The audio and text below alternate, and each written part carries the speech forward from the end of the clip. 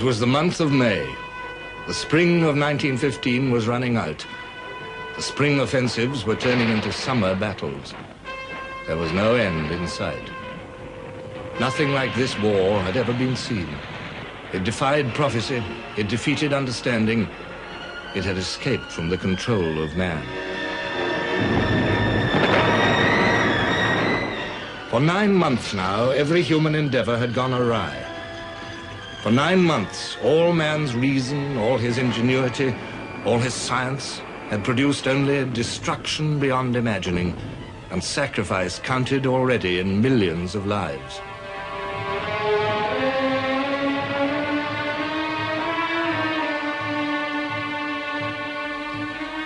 A 1,000 years of civilization seemed to be visibly crumbling.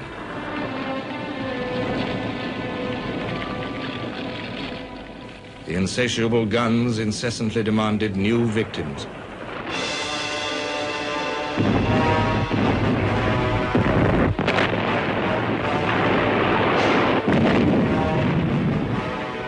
At sea, underwater weapons struck at the roots of a sailor's courage. On land, the coming of gas, poisoning the very air that men breathed, seemed to reduce to nothing the virtues of bravery, enterprise, and skill. Not only the soldiers awaiting the dire chances of each day in their squalid trenches felt the war's impact. It reached into every village and street with its demands for guns, for shells, for men. It uprooted tradition. It brought pain, hardship, opportunity, above all, change. Now, Britain's years of tranquil security were over. The awakening of the British people was abrupt and brutal. It first took the form of scandal, a munitions scandal, when the news broke of the Army's desperate shortage of shells. The Times quoted Sir John French, Commander-in-Chief of the British Expeditionary Force, saying, "The want of an unlimited supply of high explosive was a fatal bar to our success."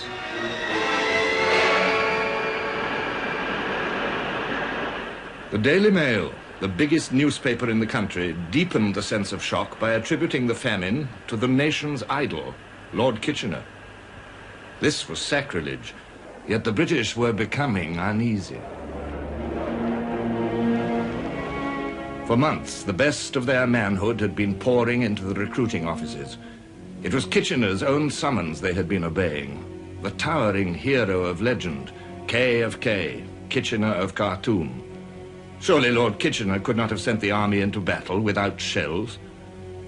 The shell scandal was only part of a deeper unease about the whole conduct of the war.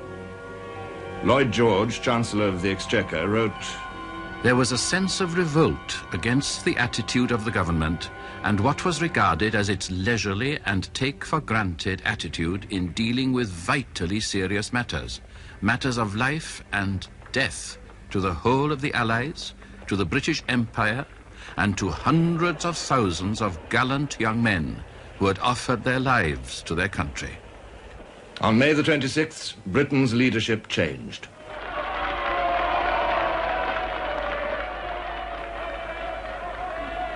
Asquith remained, but his government was now a coalition of Liberals, Conservatives, and Labour.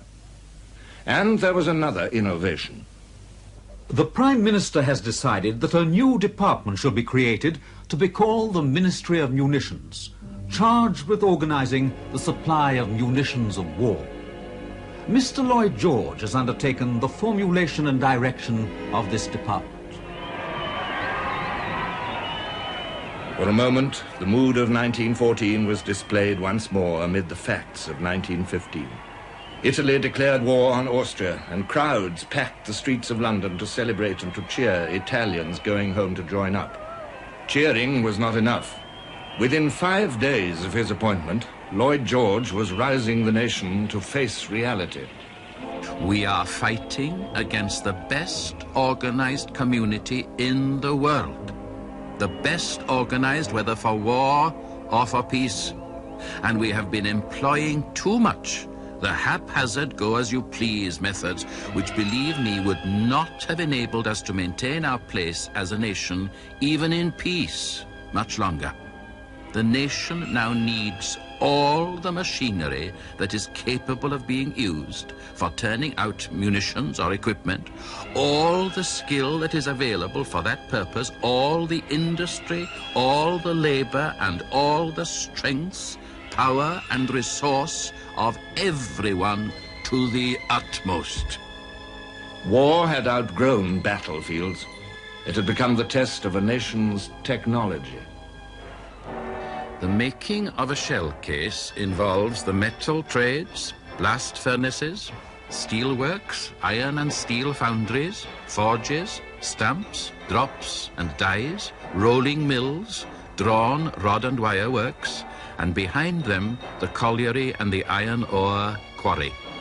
It requires factories, and these in turn require machinery-covered electrical plant, factory equipment and machine tools, engines, pumps, turbines, road and rail transport, boiler making and constructional engineering work. The explosives for filling and propelling the shell from the gun involve the output of chemical works, dye works, gas works, and a great deal of very careful laboratory experiment, investigation, and testing. Germany lacked none of these things. Her industry, like her army, was organized on the grand scale. Her swift industrial growth had been based on science, on the ruthless exploitation of new ideas. Before 1914, German chemistry had supplied Britain with dyes for dresses and aspirins for headaches. Now Britain had to build her own chemical industry. There was a serious explosives famine, and without explosives, a shell was, in Lloyd George's words, just a harmless steel vase. Equally, it was harmless without a fuse. There were more than 50 parts in a shell fuse, parts that had to fit and work as accurately as clockwork. It was the big German clock and toy industries that made the fuses for the Jack Johnsons and coal boxes, which crashed on the British trenches.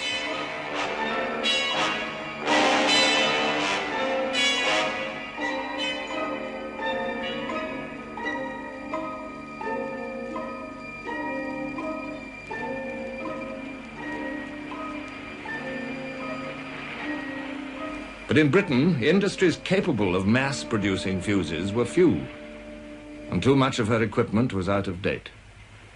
While Kitchener recruited the new armies, Lloyd George began to create new industries.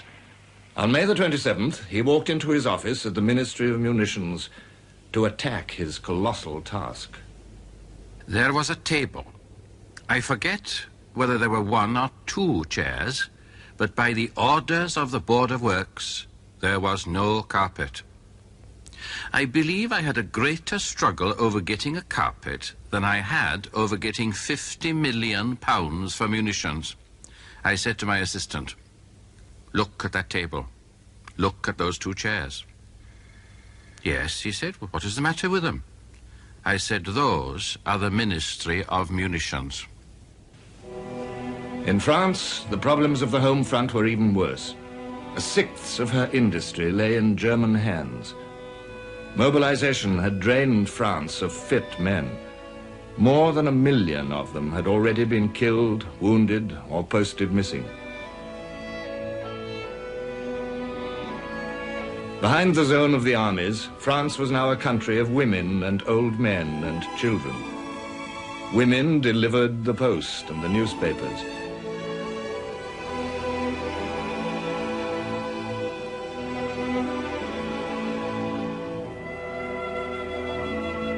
They drove the massive machines that watered the Paris streets and laid the summer dust and swept its ancient gutters free of refuse. Those Frenchmen who had idolized womanhood had to get used to seeing women in all kinds of unnatural and unromantic jobs.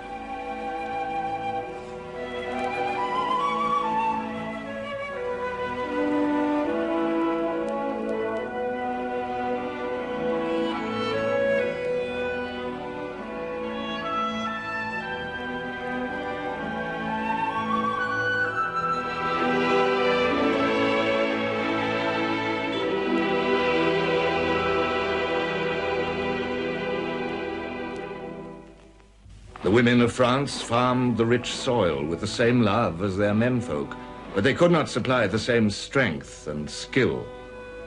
French land produced less food and prices began to go up. To the kill, but only the first are served. Fruit and vegetables are still in good supply, but dearer than last year. The prices at the central markets are much higher than at the end of last year. Cabbages cost 60 or even 70 centimes each. Prices of groceries are also increasing by leaps and bounds. At Corbeil Market, the average increase is about 300%. The burden of shortages and rising prices fell heavily on France's poor families, many of them trying to live on a soldier's pay and allowances, or even worse, on a widow's pension. But the nation was still welded together by the patriotic flame of the Union Sacrée. The French solved the problem of munitions with the same courage and resourcefulness that had turned defeat into victory on the Marne. This nation of individualists submitted to government control, and by the end of 1915, French industry was sending the army most of the munitions it needed. Women were the key to success in the factories. They have quickly adapted themselves to this delicate work for which they seem to be specially suited. Many of them have accepted fairly dangerous jobs like the handling of fuse detonators or explosives. Today, shells are being almost entirely finished off by women. All are working very hard, many of them with serene looks on their faces. Some, on the other hand, look grim. They are probably thinking they are helping to avenge some dear victim of the war. And a few hundred miles away, German women were working with equal devotion. The Germanic empires were now a beleaguered fortress, cut off by the British blockade from the wheat lands of America and the beef of the Argentine. Behind the victorious troops of the German and Austrian armies, who stood everywhere on enemy soil, life was becoming grayer and grimmer. Since January, bread had been rationed, and it now included potato flour. One met people who had come from Berlin and who said that one could not see any signs of a war there. They must be blind. Bread cards are not the only outward and visible sign of the war. Did you ever see a private soldier, excepting a few orderlies, in Unter den Linden in peacetime? It is full of them now. Not very warlike in their clothing, carriage, and appearance, many of them wounded, all of them feeling and acting as the chief personage of the drama, as well they might. Vienna remains a city of pleasure, but in its dark suburbs, misery is on the increase, and the mothers wring their hands beside the beds of their children because their young lives are threatened by enteritis caused by eating the horrible war bread. The bread ticket did not favor fair shares. It was not meant to. I had no difficulty anywhere in getting all the wheat bread I wanted. It was taken for granted that I belonged to the class that did not have to eat war bread. The British knew nothing of the horrors of retreat and occupation, of casualties counted in hundreds of thousands. But their cost of living was rising fast. Bread last year was 2.75, and is now 4 halfpenny the £2 loaf. The price of meat for baking had doubled in price. That of the cheapest cuts for boiling had trebled. I hardly know how to make ends meet. I have 5 children and am expecting another in June. We're eating less and have pawned many things to make up the difference between prices before the war and now. But that can't go on. In Britain, too, the burden of the war was falling most heavily on the poor, and the poor included the families of serving soldiers. Times was very, very hard, and I only had 12 and 6 a week, and therefore I couldn't go out and spend like anyone else. And I used to sit at night and try to do a bit of breathing or a bit of sewing with my hands to pass the time away like that. But it was very, very hard, and my times would wonder what he was doing or if he was thinking about me. and wondering how he was going on, when I should see him again, and all things like that. A private's pay was small. So were the allowances for a wife and children. Any official delay in payment meant a trip to the pawn shop. Death or mutilation in the country's service could mean utter poverty for the hero's family. A royal warrant issued by Lord Kitchener said, "A pension or gratuity for the dependents of a deceased soldier shall not be granted as a right. It shall not be granted or continued when the applicant is proved to be unworthy of the award in the opinion of our Army Council, or unless the soldier's services were in their judgment such as to justify the award."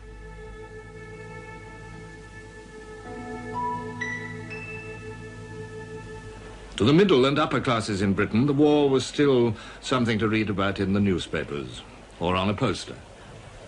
The town is vibrant with the call to arms. Posters appealing for recruits are to be seen on every hoarding, in most shop windows, on omnibuses, tramcars, and commercial vans.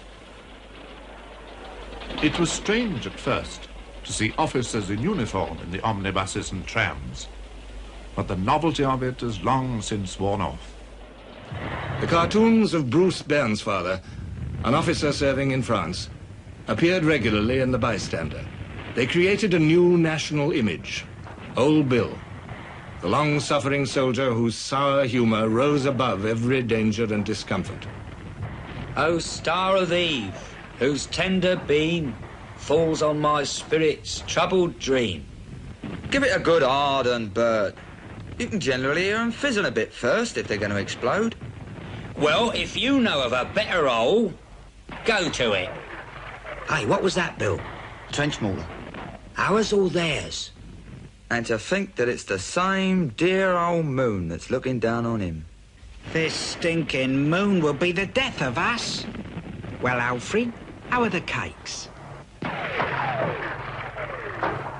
As Old Bill bestowed his advice on young Bert, the newcomer, the more frightening the danger, the funnier the joke became. Even soldiers laughed at these cartoons. People at home found them very reassuring. The reality was a long way away. They hadn't any conception of what it was like. And on occasions when I did talk about it, my father would argue points of fact that he couldn't possibly have known about because he wasn't there.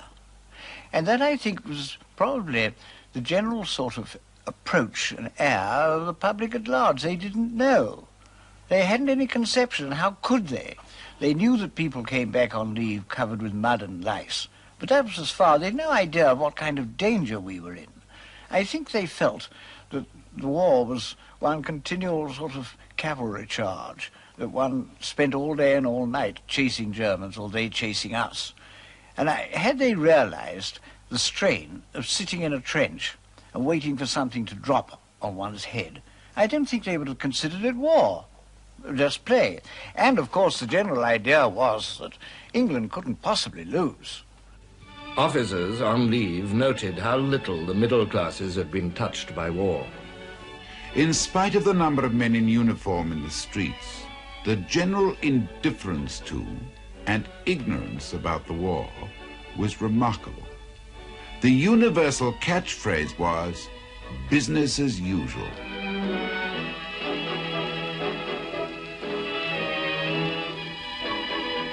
Against this background of business as usual, Lloyd George toured the country to see conditions for himself and to drive forward the industrial revolution which would give the troops the shells and guns they needed. He used all his personal magic, all his ruthlessness. In 1915, I drove Mr. Lloyd George, when he was Minister of Munitions, on his munition tour of Wales, going from town to town. And when we arrived at Newport in Monmouthshire, just as he got out of the car, someone in the crowd shouted out, "Why don't you send out some guns?" Instantly he replied, "Why don't you come and help?" While Lloyd George was touring the country, inspecting, persuading, energizing, The mood of the British was changing. They were becoming grimmer, more bitterly resolved to strike Germany down, no matter what the cost. The violence of war had begun to touch them, too.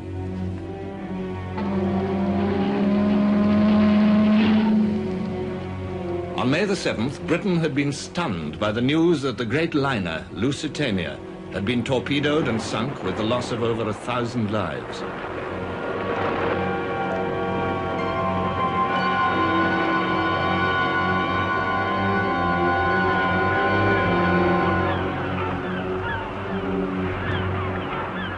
Then the survivors arrived at Liverpool with stories of the ship's last moments.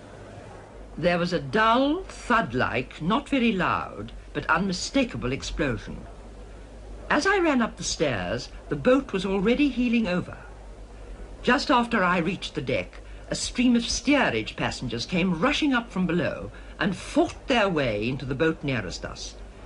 They were white-faced and terrified. I think they were shrieking. There was no kind of order. The strongest got there first. The weak were pushed aside. No children could have lived in that throng. A mass grave was dug for the victims in the Irish town of Cork, and indignation at this apparent act of German frightfulness flared across the country. There was another side to the story. The ship was carrying a small consignment of rifles and shrapnel shells, and her captain had ignored Admiralty instructions on how to avoid known dangers. The German government had advertised in the New York papers that passengers traveled at their own risk.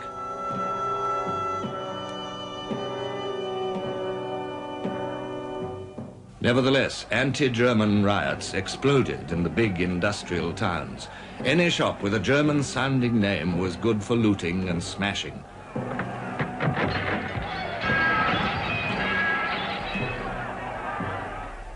Groups began to form, and somebody rushed round and said Keppel's pork butcher's shop had been broken into by a crowd of women and all the eatables stolen. Well, I happened to be walking down this street, and from nowhere came a great rush of women in clogs and shawls and stood outside this draper's shop, shouting and shaking their fists. And an old woman stepped forward out of the crowd and threw a tin can at the window. Well, it bounced off harmlessly, and that might have been a signal of command. The other women threw the shawls back, produced half bricks that they'd been concealing under there, and a fusillade of these missiles crashed into the window. Not even women were spared. A frightened German woman came out into the street, eager to get away unnoticed. Her nervousness attracted attention. Harpies jeered at her, tweaked at her hat, grabbed at her purse.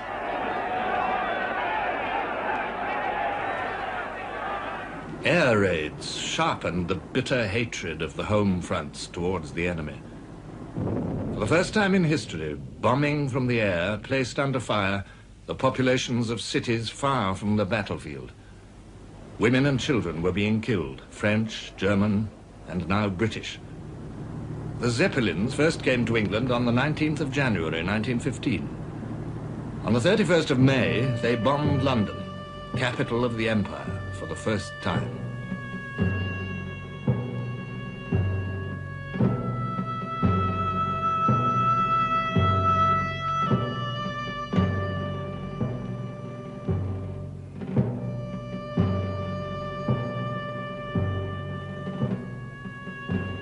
Behind their indiscriminate progress, the raiders left homes wrecked, lives shattered.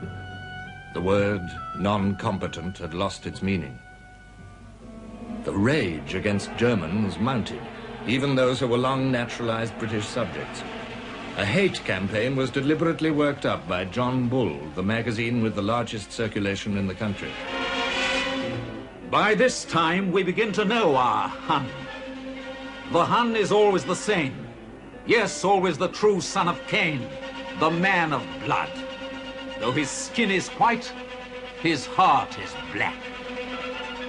every employee of the state, in government or in the services, of German birth or parentage, should be forced to resign. The innocent must suffer with the guilty. In every country at war, hatred like this seemed natural, even reasonable. The enemy was portrayed as an ogre of horrifying monstrosity, or as a discomfited clown. Dark neuroses lurked beneath the surface of civilian patriotism. Yet the patriotism was real enough. It inflamed the hearts of women as well as men. Some of its manifestations were unpleasantly hysterical. There were women who felt it their duty to force men into the services by every device of scorn and blackmail. I went to the music hall in civilian clothes on one leave, and whilst lined up outside, a lady come along, and up 35, and put a white feather into my hand. I looked at it, felt very disgusted, and there wasn't much I could do about it. As well as being given white feathers, there was another method of approach. You would see a girl coming towards you with a delightful smile all over her face, and you'd think to yourself, my word, this is somebody who knows me. When she got to about 5 or 6 paces from you, she would suddenly freeze up and walk past you with a look of utter contempt and scorn. If she could have spat, she would have spat. But she just did not do that. And that was far more hurtful than a white feather, because it made you curl up completely, and there was no reply because she walked on. Thousands of other women found their patriotic outlet in Lloyd George's munitions program. These girls were drawn from domestic service, mills, and shops mostly. A lot of very young girls there, and young married women who had come principally to help keep their homes together when their husbands were away, and also many of them felt that they were helping the war effort very much. In Britain, more and more women took over from men as this industrial revolution gathered speed. By the end of 1915, there were 73 national munitions factories, as well as the armaments firms and all the privately owned industries converted to war work. American machines and British improvisation were the tools with which Lloyd George achieved success. The skilled craftsman gave way to the machine minder. Victorian methods gave way to mass production. In the closing months of 1915, the national factories' combined output was 200,000 shells, nearly all of the lighter natures. In the following year, 1916, their total output was nearly 7 million, more than half of which was medium and heavy shell. Not only in munitions did women take over more and more jobs that had always been traditionally a man's. They repaired gas holders.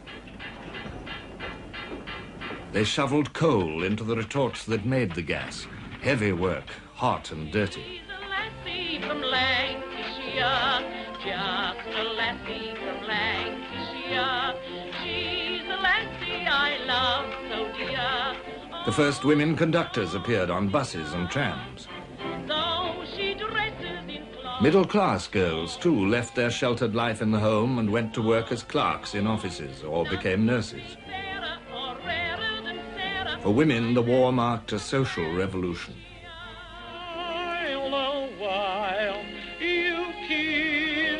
Sad adieu when the clouds roll by, I'll come to you, then the skies will seem more blue down in Lover's Lane, my dearie, wedding bells. It was terribly hard, terribly monotonous, but we had a purpose and we meant to do that work, and we did. There wasn't a drone in the factory, and every girl worked and worked and worked. I didn't hear one grumble, and I hardly ever heard or knew of one that stayed out, because she had her man in mind and we all had. I myself was working with sailors' wives from the 3 ships that sank, Abuka, Cressy, Hogue, and it was pitiful to see them. If anyone had a letter from France, we just read it, and we got to know all the girls' sweethearts or husbands. We got to know all their Christian names.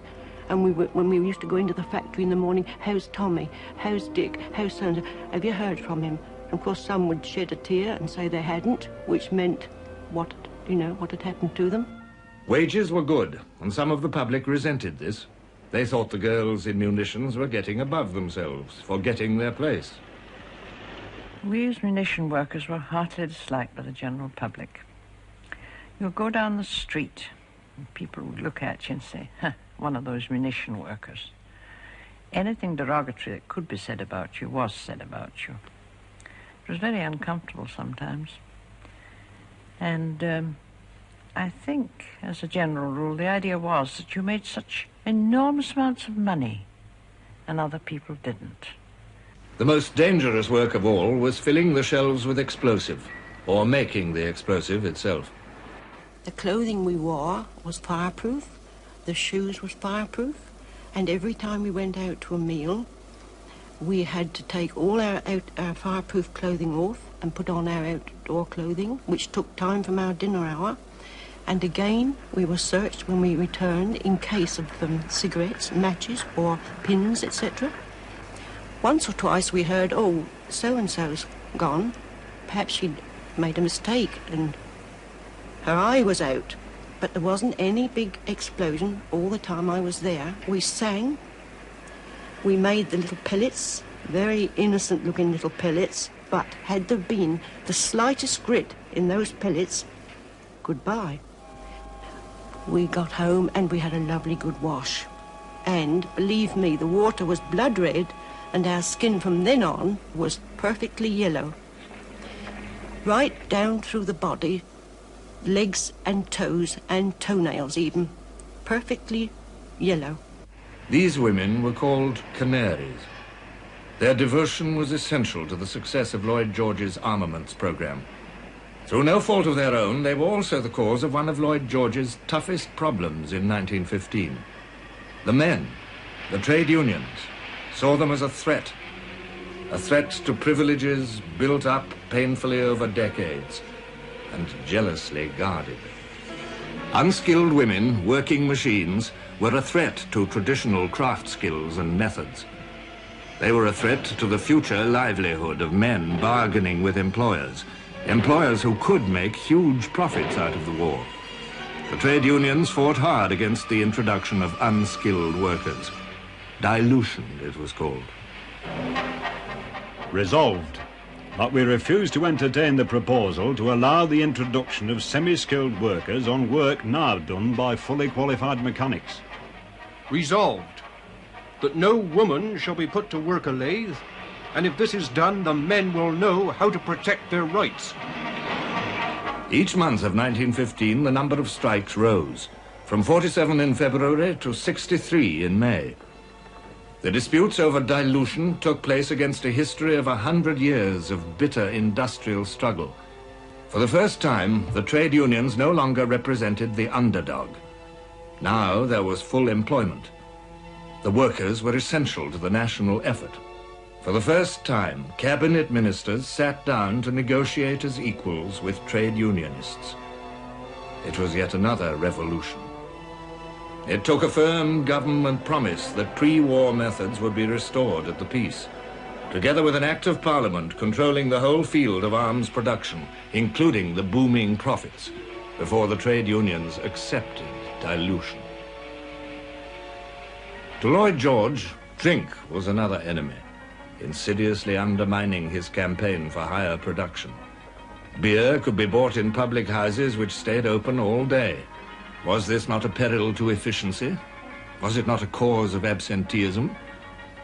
A new war regulation limited opening hours, and so the British pattern of life was changed in yet another way by the need for shells and guns. A slow business, a hard task, to uproot the habits of a nation steeped in tradition, over-affectionate towards old customs. Yet the king himself, symbol of one of Britain's most revered traditions, helped the change forward. He toured the industrial areas without fuss or pomp to persuade the workers that they too were performing national service. Without an adequate supply of shells, we cannot hope to win, he told them. As an example of self-denial, he signed the pledge, and alcohol vanished from the royal household.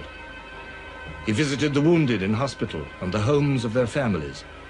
The king spared no effort to bind the monarchy and people together by shared experience.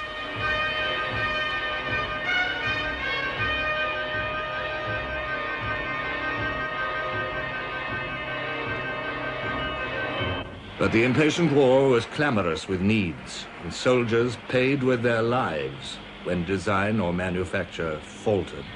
The money was raised by 5 shillings a week for everybody, and then they introduced a bonus system. You filled so many shells, and after that amount had been filled, you got a bonus for how many more you filled. This was a very bad thing, really, because it led to carelessness. People were not careful. The shells would come back to us as either too heavy or too light, and that was, of course, a very bad thing because they might fall short when they were fired. At present, our high explosive for 18-pounders is so unreliable that we cannot use it in large quantities. We have lost 36 guns in a month by premature explosions. This represents the highest percentage of bursts ever suffered by any artillery on both sides in this war. Even by the end of the year, most of the shells issued to the troops were the result of orders placed under the War Office system which Lloyd George had so attacked. A third of them came from American and Canadian factories. Not until 1916 could Lloyd George's colossal program produce war material in overflowing abundance. Nevertheless, the British were rising themselves, flexing their dormant muscles. Civilians and soldiers, industrial as well as military might, the Allies were moving into total war.